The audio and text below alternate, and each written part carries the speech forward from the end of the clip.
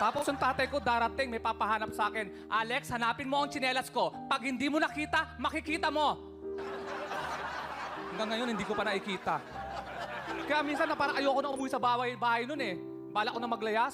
Eh nabalita ng tatay ko, tinawagan ako. Alex, bakit hindi ka umuwi dito? Pag hindi ka umuwi dito, papalayasin kita. Naku, di umuwi ako. Umuwi ako. Pagdating ko, sinalubong ako ng nanay ko. Saka galing. Sa kaibigan ko lang, sumasagot ka pa! Anong ginawa mo sa kaibigan mo?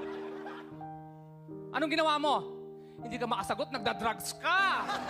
Siyempre po, matras na po ako, masakit na po eh!